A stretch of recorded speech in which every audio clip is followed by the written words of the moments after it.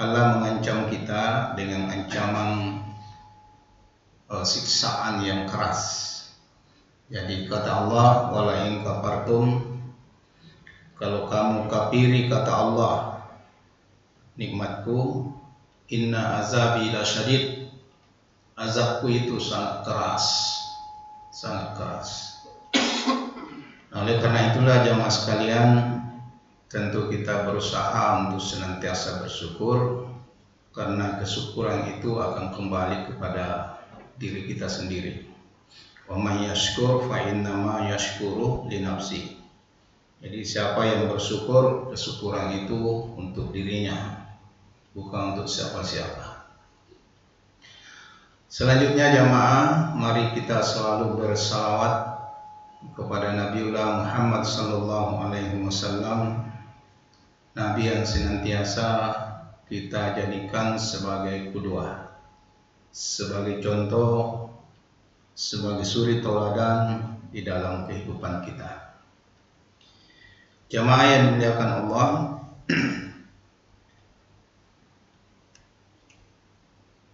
salah satu yang menjadi kriteria kecintaan kita kepada Rasulullah SAW dalam hadis yang disampaikan oleh Tirmizi, beliau mengatakan, man ahya sunnati, barang siapa yang menghidupkan sunnahku. Jadi sunnahku itu, sunnah itu jamaah sekalian adalah perbuatan, perilaku yang dicontohkan kepada kita,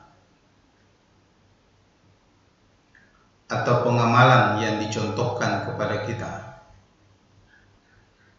Jadi sunat, beda itu. Ya, kalau sunat itu hukum, ya. Kalau dalam fikih sunat, ya kalau dikerjakan dapat pahala, ditinggalkan ya tidak dapat dosa. Tapi buat kita, kalau kita tinggalkan berarti ya kita rugi. Nah, sunat ini ya bagi kita laki-laki ya kita paham. Jadi tiga ini harus dibedakan. Nah, yang disebut Nabi man ahya sunnati itu tadi adalah perilaku Nabi, pengamalan Nabi yang diperintahkan kepada kita untuk diamalkan, baik itu berupa hadis qauli yaitu ucapan, maupun hadis fi'li perbuatan Nabi, atau ya menurut ya takririyah yaitu perbuatan atau perkataan sahabat yang disetujui oleh Nabi. Itu sunnah Nabi. Kata Nabi, siapa yang menghidupkan sunnahku, maka faqad ahabbani, sungguh dia mencintai saya. Wa man ahabbani kana ma'iya fil jannah. Di siapa yang mencintaiku, kata Nabi, maka saya bersama dia di dalam surga. Jadi berawal dari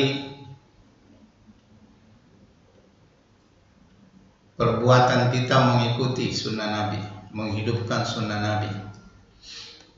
Kenapa penting jamaah? Karena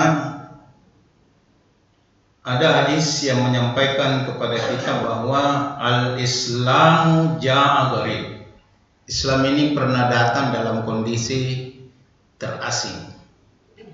Jadi orang tidak kenal apa itu Islam, bahkan heran-heran, ngapa sih nanya kamu agama baru. Jadi al-Islam ja'a gharib, kata Nabi. Bahkan saking terasingnya Islam sampai-sampai Nabi digelari macam-macam, digelari tukang sihir lah, ya majnun ya, orang gila dan sebagainya, karena orang tidak kenal itu Islam. Kemudian wasayaudu garib, nanti Islam akan kembali seperti itu. Jadi kembali nanti Islam, kata hadis itu, orang tidak kenal lagi Islam itu bagaimana. Dan ini ada kecenderungan jemaah, ya, ada kecenderungan orang sudah tidak terlalu peduli lagi dengan agamanya, lebih senang mengikuti kebarat-baratan, ya, pendatang dari barat. Padahal kata Nabi, kata Allah, laisal birra, bukanlah suatu kebaikan itu antuallu wujuhakum, kalau kamu menghadapkan mukamu atau meniru, ya, minal masriqi wal maghrib, apa yang datang dari timur dan apa yang datang dari barat. Nah, kecenderungan sebagian umat begitu, lebih senang berkiblat kepada barat atau berkiblat kepada timur, tidak lagi menghidupkan agamanya, sunnah Nabi. Nah, akan datang masa seperti itu, kata Nabi, watuba lahu lil ghuraba, tetapi berbahagialah orang yang dianggap asing itu, dianggap aneh, ya, dianggap aneh. Siapa itu?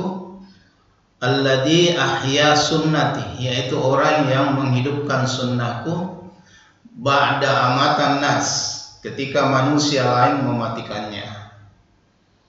Jadi ketika orang lain tidak mengenal sunnah Nabi, ya, lalu kita menghidupkan sunnah Nabi itu, maka kata Nabi, fatuba lahu lil ghuraba, berbahagialah orang-orang yang asing itu, yang dianggap aneh, yaitu orang yang alladzi ahyata sunnati, orang yang menghidupkan sunnahku ba'da amatan nas, ya, sesudah manusia yang lain mematikannya.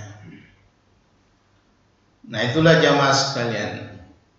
Nah, orang yang menghidupkan sunnah Nabi, kata Nabi pada hadis yang pertama tadi disampaikan, adalah orang yang mencintaiku. Bahkan tanda kecintaan kita kepada Allah itu, jamaah sekalian, itu memang mutlak kita mengikuti Nabi. Jadi kalau kita baca Quran itu, jamaah, itu jelas, ya, di dalam Al-Quran disebutkan, Qul in kuntum tuhibbunallah, kalau kamu memang mencintai Allah, fattabi'uni, ikuti Nabi, ikuti Rasul, ikuti sunnahnya Rasul. Kalau itu kita lakukan, maka yuhibbukumullah, Allah pun akan mencintai kita. Jadi sudah komplit jamaah, kita ikut sunnah Nabi, maka Nabi akan mencintai kita, dan sekaligus Allah Subhanahu wa ta'ala mencintai kita. Kalau Allah dan Rasulnya yang mencintai kita, jamaah sekalian, maka tidak ada lagi yang lebih berharga dari itu.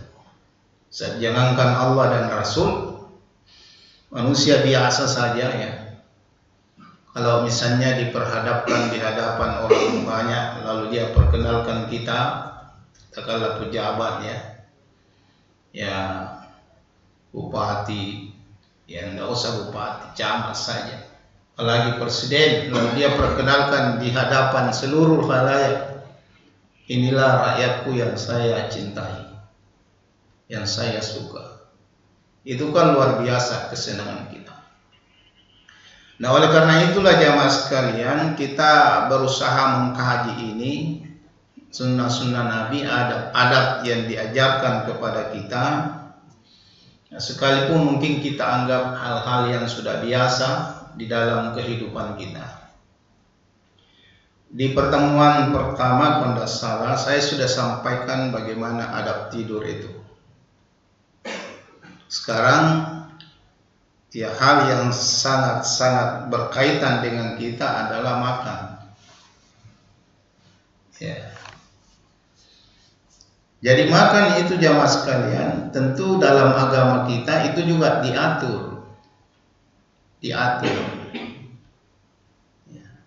Kenapa diatur? Karena ada perintah Allah.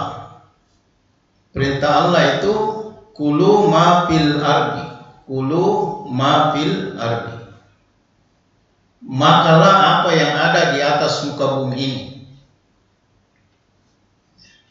Cuma jamaah sekalian, di situ ada syaratnya. Kata Allah, halalan thayyibah, halal lagi baik.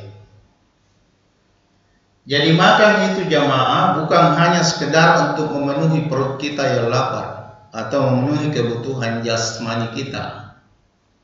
Tetapi di balik itu bagi kita sebagai seorang muslim, kalau itu kita lakukan sesuai dengan perintah Allah, perintah Rasul, sunnah Rasul, maka di samping memenuhi kebutuhan, maka insya Allah setiap suapan nasi, makanan atau apa saja yang masuk ke dalam tubuh kita itu bisa bernilai ibadah.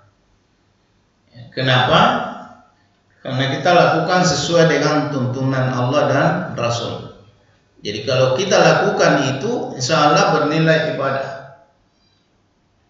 Nah, kalau itu bernilai ibadah berarti kita dapat pahala di sisi Allah Subhanahu wa taala.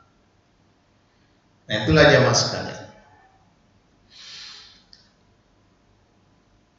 Nah, jadi dasarnya jamaah perintah Allah, ya ayuhan nas kulu mimma fil ardi halalan thayyibah wa la tattabi'u khutuwatis syaitan innahu lakum aduwwun mubin. Ini bisa kita baca di surah Al-Baqarah di ayat 168. Ya ayuhan nas, kaum harupa tawa. Kulu mengandek makalah. Mimma fil ardi, dari apa yang ada di bumi ini. Jadi jamaah sekalian,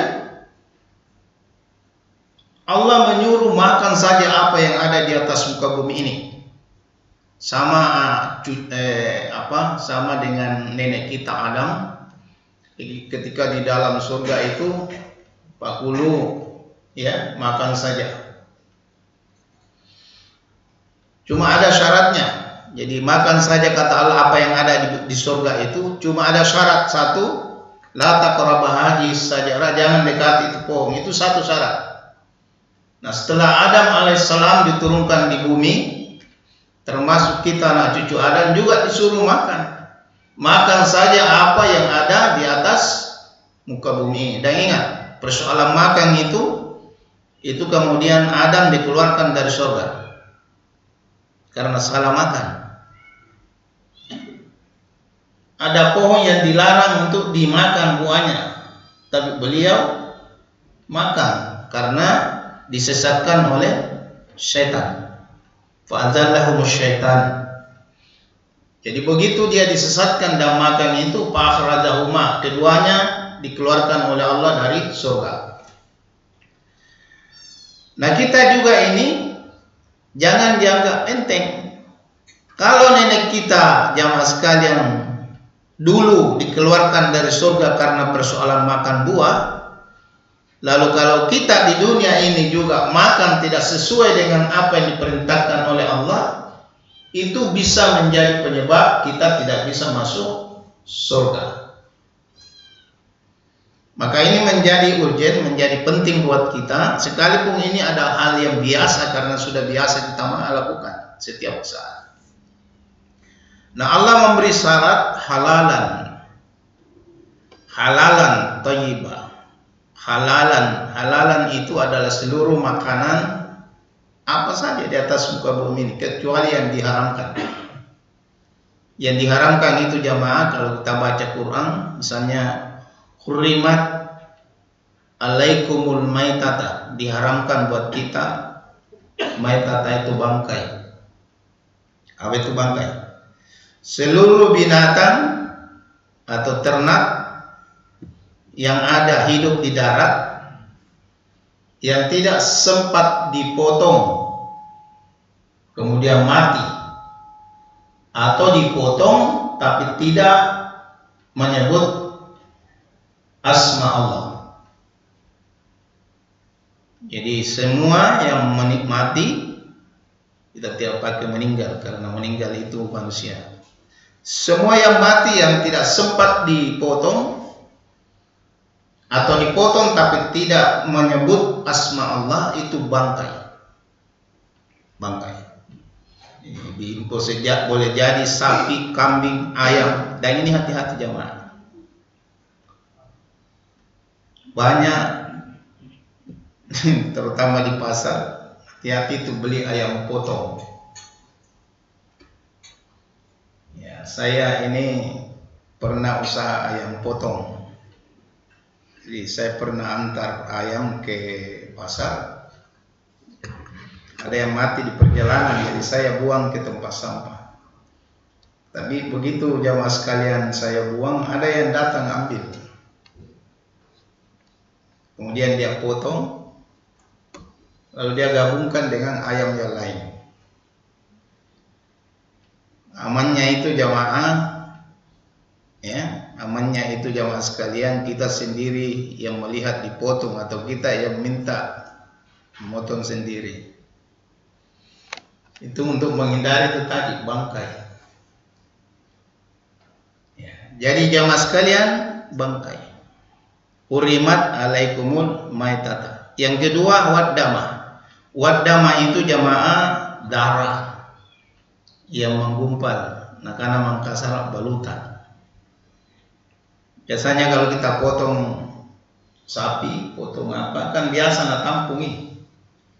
Lalu itu berbentuk kayak agar-agar. Jadi darah kalau itu didiamkan itu akan mengental seperti agar-agar. Itu biasa orang masak karena mangkasar dari baluta. Nampak biasa. Napasinung pun sagadang anu busa. Jadi double haramnya. Anu haram na kandre, anu haram na inungan. Jadi double haram kuadrat. Jadi jamaah sekalian itu, kenapa itu darah? Kalau kajian ilmiahnya itu jamaah, kenapa itu darah diharamkan? Itu ada hikmahnya. Kalau bapak ke rumah sakit yang diambil sampel darah, diambil sampel untuk diteliti penyakit apa, itu kan darah dulu yang diambil. Artinya di darah itulah tempat bersarang endoparasit, penyakit-penyakit dalam. Nah, di situ jamaah sekalian. Jadi itu salah satu hikmahnya. Yang ketiga jamaah sekalian, walahmul hindir, daging babi. Daging babi. Dan seluruh deripatnya, seluruh turunannya, termasuk lemaknya. Dulu itu pernah heboh.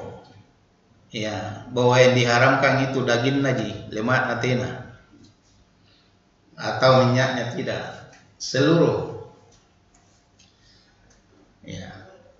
Kemudian wa ma uhilla bihi li ghairillah, apa saja yang dipotong bukan karena Allah. Saya ingatkan, apa saja yang dipotong bukan karena perintah Allah. Itu maksudnya. Jadi apa saja dipotong, tapi niatnya bukan karena Allah. Apa itu yang diperintah Allah untuk dipotong? Pertama ada perintah uluhiyah. Apa itu uluhiyah jamaah? Potongan kurban. Inna a'tayna kal kausar fasholli li rabbika wanhar. Itu ada perintahnya itu. Halal itu dimakan karena ada perintahnya. Asal dipotong sesuai dengan syariat agama kita. Kemudian yang halal, potongan yang lain jamaah sekalian apa? Potongan akikah.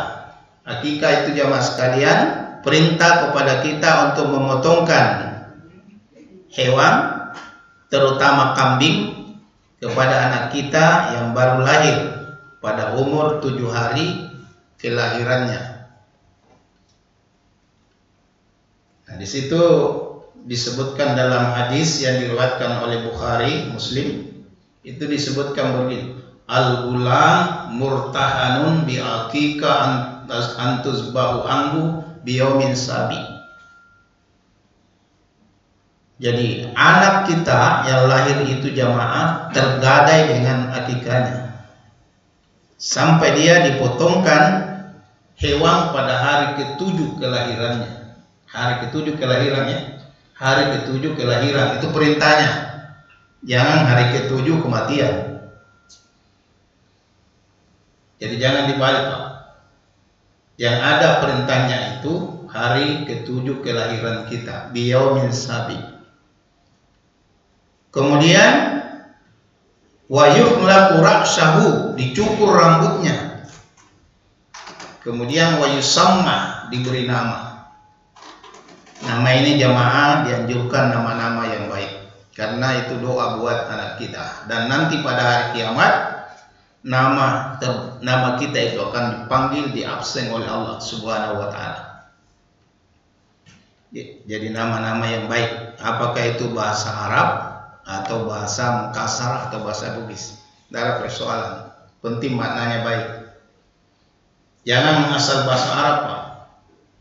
Karena ada juga itu memberi nama anaknya Siti Hawiyah. Siti Hawiyah itu nama neraka itu. Dan ini maaf, ada sepupu saya namanya Siti Hawiyah. Siti Hawiyah sudah haji, tidak diubah namanya sampai sekarang. Harusnya diubah. Ya. Atau jadi jangan asal Arab juga. Jadi sama. Nah, itulah yang halal. Kemudian sembelihan yang keempat adalah sembelihan dam. Itulah yang halal. Jadi jamaah selain itu li ghairillah. Ada yang lagi, sembelihan am. Sembelihan am itu adalah sembelihan umum. Artinya niatnya kita menyembelih hewan itu hanya untuk dimakan saja, tidak ada yang lain. Misalnya erki Pak Buntin jamaah, erki yang ngandring-ngandring nih sapi, daging sapi, silakan. Niatnya untuk dimakan. Jadi jamaah sekalian itulah yang halal sembelihan. Kemudian tentu banyak hal-hal yang lain yang diharamkan. Itu yang tidak boleh kita makan, tidak boleh kita minum. Ya, misalnya likulli maskirin haram wa kulli haram hamar. Segala sesuatu yang memabukkan itu hamar, dan setiap yang namanya hamar itu haram. Jadi Quran itu jamaah tidak menyebutkan namanya itu minuman. Jadi ini Al-Quran itu tidak menyebut topi miring, Columbus, cap tikus, bir, tidak disebut, apalagi balok. Tidak ada dalam Quran itu. Yang disebut sifatnya hamar. Hamar itu segala sesuatu yang bisa menyebabkan orang itu mabuk kalau itu dimakan atau diminum. Jadi jamaah sekalian, nah yang menjadi kontroversi sekarang itu rokok.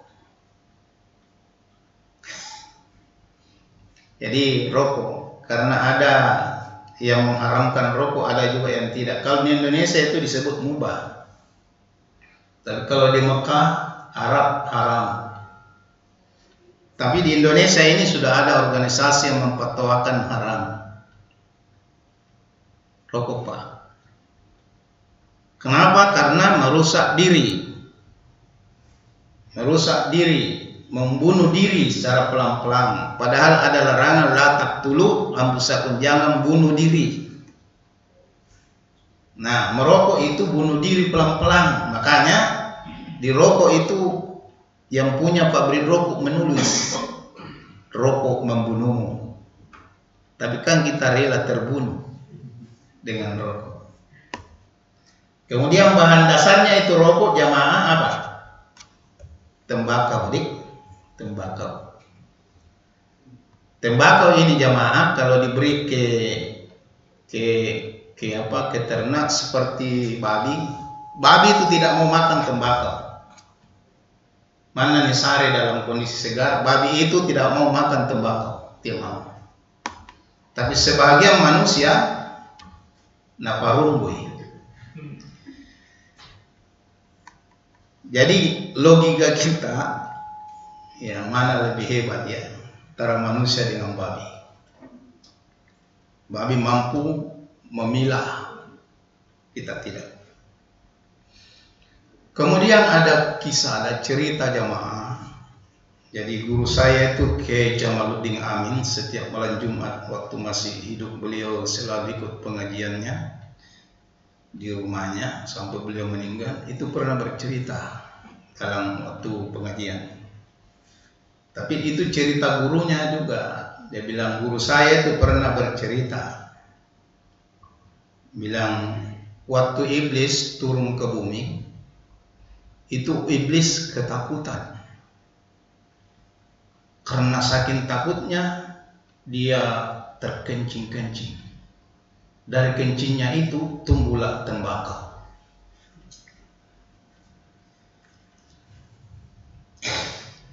Bisa dibayangkan ya. Allahu a'lam bissawab. Tapi katanya ibu itu bukan hadis. Nauzubillah. Jadi jamaah sekalian itu banyak hal yang diharamkan karena merusak segala sesuatu dalam agama kita. Kalau ada larangannya itu pasti ada hikmah di balik itu yang harus kita hindari. Pasti ada. Nah, ini jamaah sekalian. Nah, jadi menurut Ibnu Katsir, berdasarkan surah Al-Baqarah ayat 168 itu, beliau mengatakan bahwa ayat ini menekankan pentingnya mengkonsumsi makanan yang halal dan baik. Saya sedikit sampaikan, apa itu thayyibah? Thayyibah itu kan artinya baik. Tapi apa maknanya buat kita? Terkadang ada makanan jamaah itu thayyib, halal, tetapi tidak thayyib buat kita. Contohnya ini, daging, misalnya ada daging sapi yang dipotong berdasarkan syariat Islam itu halal. Tapi ada orang kalau makan daging tensinya naik. Artinya apa? Tidak thayyibah buat dia itu, halal tapi tidak thayyibah.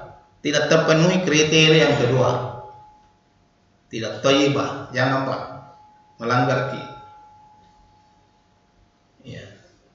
Kepala kambing itu halal, tapi niat tahu punana kandre ulu bembea, naik kita kanan darana, tidak thayyibah Pak, jangan. Ada orang kalau minum kopi itu halal, tapi kalau ada orang kalau minum kopi justru kepalanya sakit, tidak thayyibah Pak. Teh itu halal, tapi ada orang kalau minum teh perutnya tak buncar lagi. Berarti jangan, tidak thayyibah, tidak terpenuhi syarat yang kedua. Jadi halal belum tentu thayyibah buat tubuh kita. Jadi jamaah sekalian itu, pengertian secara umum adalah makanan yang mengandung zat-zat yang diperlukan buat tubuh kita dan tidak merusak tubuh kita. Itulah thayyibah. Jadi jamaah sekalian, nah, oleh karena itu dalam Islam terdapat berbagai adab yang harus kita perhatikan jamaah dalam persoalan makan dan minum. Salah satu yang dituntunkan adalah la tasraf. Tidak boleh berlebih-lebihan. Tidak boleh berlebih-lebihan. Jadi Islam mengajarkan bagi kita jangan berlebih-lebihan. Ya. Kita diminta untuk bersikap wasat, pertengahan.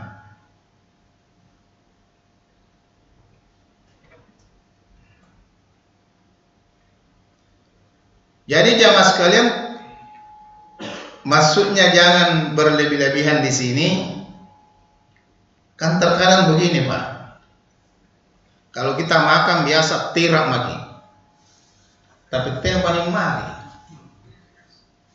Bila tirak, bila tambahi. Naganati nabatang kike. Itu berlebih-lebihan. Kalau Islam itu mengajarkan kepada kita ya sepertiga lit ta'am, kemudian sepertiga lil ma', kemudian sepertiga litanafs. Jadi sepertiga perut kita untuk diisi makanan, sepertiga untuk minumnya, dan sepertiga untuk bernapas. Jadi jamaah sekalian, jangan tempat air minum diambil oleh nasi atau makanan. Jangan tempat bernapas diambil oleh air minum. Sungai yang kiantu. Jadi jamaah sekalian itu salah satu.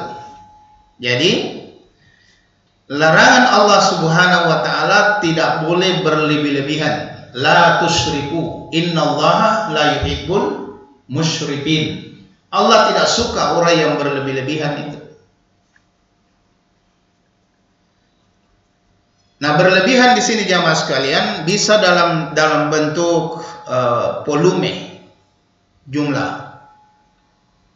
Bisa dalam bentuk kandungan zatnya. Sebetulnya kita hidup di dunia ini tuh jamaah, itu sudah dijatah oleh Allah kita punya rezeki. Jadi makanan itu kan termasuk rezeki, sudah dijatah itu. Sudah dijatah. Kenapa ada orang yang kelebihan gula misalnya, kelebihan lemak dan sebagainya? Karena jatah yang diberikan oleh Allah lebih awal diambil lebih banyak, sehingga jatahnya dikurangi oleh Allah Subhanahu wa ta'ala. Maka tidak boleh lagi dia makan banyak nasi. Kalau zat istilahnya, zat tepung ya, tidak boleh lagi terlalu banyak, karena dia sudah terlalu banyak ambil sebelumnya. Padahal kan kita sudah dijatah itu rezekinya. Sudah pas itu jamaah, berapa liter bapak makan nasi sampai meninggal itu Allah sudah jatah. Begitu pula air minum yang masuk ke tubuh kita itu Allah sudah jatah. Kan itu sebelum kita lahir ke dunia ini Allah sudah tentukan memang kita punya rezeki, kebutuhan kita. Jadi jamaah sekalian itu, mohon maaf, kenapa misalnya ada orang yang kemudian penyakit gula misalnya? Itu bukan hanya sekedar fungsi-fungsi tubuh kita yang tidak berfungsi, tapi mungkin awal dari dia terlanjur lebih banyak mengkonsumsi gula. Sehingga jamaah sekalian, jatahnya sudah dikurangi oleh Allah Subhanahu wa ta'ala. Karena memang ada jatah zat gula buat tubuh kita yang disebutkan oleh Allah Subhanahu wa ta'ala. Nah, itu akibat dari berlebih-lebihan jemaah. Jadi Allah tidak menyukai orang-orang yang berlebih-lebihan.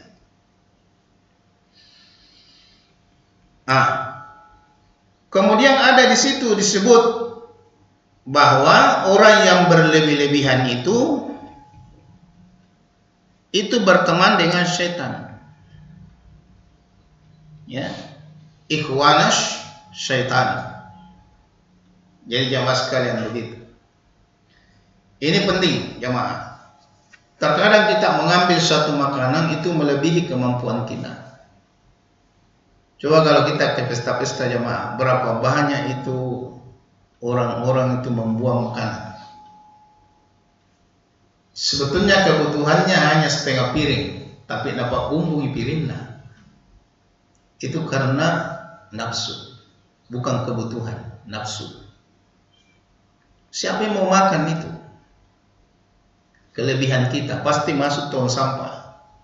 Dan itulah yang disebut mubazir. Innal mubazzirina kanu ikhwanus syaitan.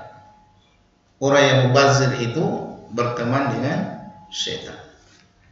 Jadi persoalan makanan ini jemaah yang membuat kita berteman dengan setan. Makanya saya katakan tadi, boleh jadi makanan, gara-gara makan, minum itu yang bisa membuat kita masuk ke dalam neraka. Kalau kita berteman dengan setan, tempatnya setan di mana? Di mana, Pak?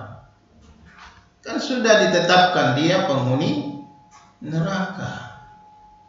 Jadi kalau kita berteman di dunia ini, pasti di akhirat juga kita berteman di dalam neraka.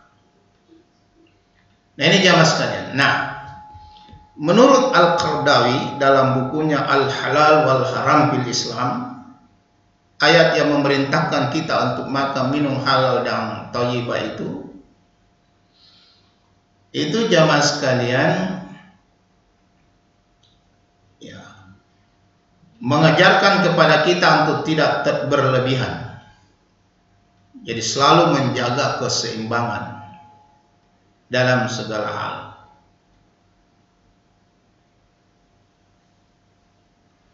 Nah, jadi jamaah sekalian itu. Nah, selanjutnya kita juga diperintah oleh Allah, oleh Nabi, memulai dengan basmalah. Ini kan biasa gini. Jadi makan minum itu jamaah, salah satu syariatnya adalah memulai dengan basmalah. Kenapa? Supaya itu bernilai ibadah.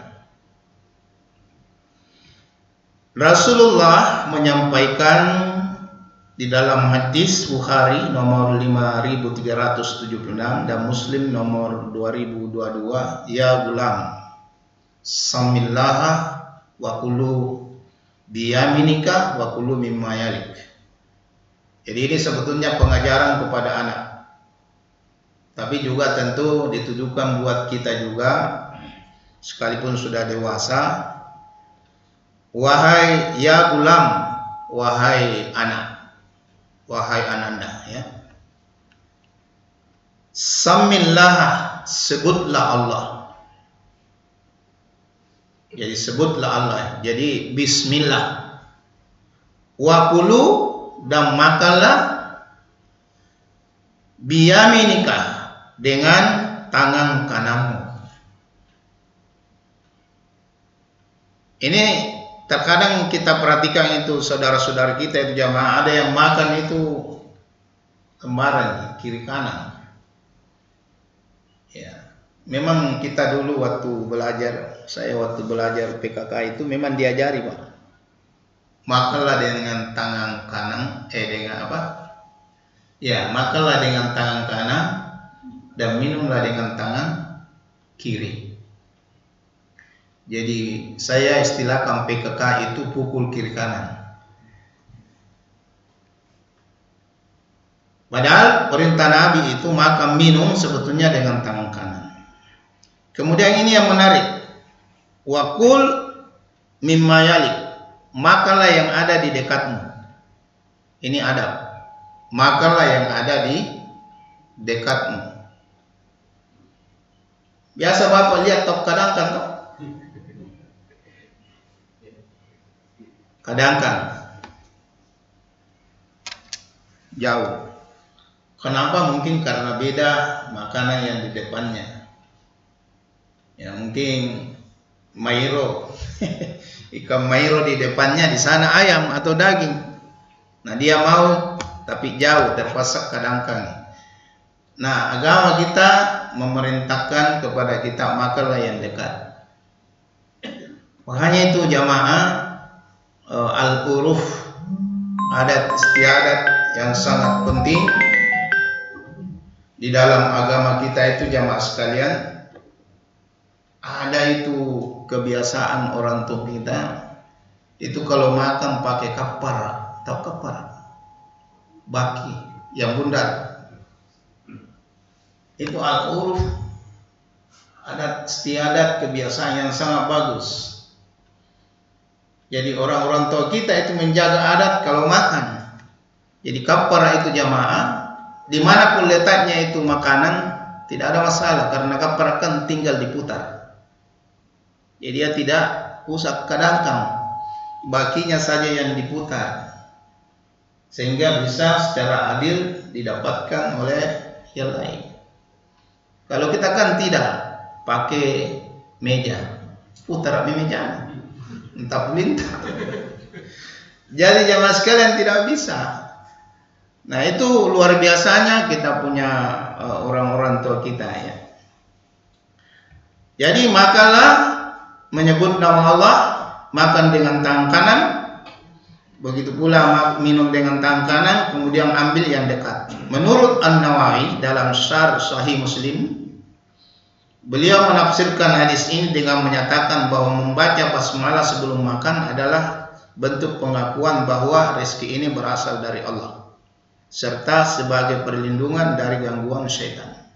Jadi membaca bismillah juga itu jamaah akan mendapatkan berkah dari Allah, sekaligus mendapat perlindungan dari syaitan. Jadi orang yang tidak membaca basmalah itu jamaah, kalau makan itu dia makan bersama dengan syaitan. Jadi dia ditemani oleh syaitan makan, cuma kan tidak dicini. Nah itu gembira itu syaitan. Nah, begitu jamaah sekalian katakanlah kita lupa, ya dalam hadis itu kalau kita lupa, baru kita ingat, tinaku bismillah sumpah. Apa yang dibaca Pak? Ada jalan keluar yang diberikan oleh Nabi. Bismillah al-awwalu wal-akhiru. Jadi bismillah al-awwalu wal-akhiru. Itu makanan menurut hadis yang sudah dimakan oleh setan namun tak mentahkan muter. Jadi jamaah sekalian itu. Jadi luar biasa kita punya tuntunan dalam agama kita ini. Nah, kemudian ada hadis jamaah bahwa segala sesuatu yang tidak dimulai dengan bismillah itu hilang berkahnya. Jadi jamaah sekalian ya, seperti itu. Jadi segala perkara penting yang tidak diawali dengan bismillah maka terputus, tidak berberkah. Hadis riwayat Abu Daud, Ibnu Majah, begitu pula diriwayatkan oleh Baihaqi dalam Sunan Al-Kubra dengan sanad yang hasan. Nah, jadi jamaah sekalian itu masih ada sebetulnya yang saya mau sampaikan tapi sudah waktu.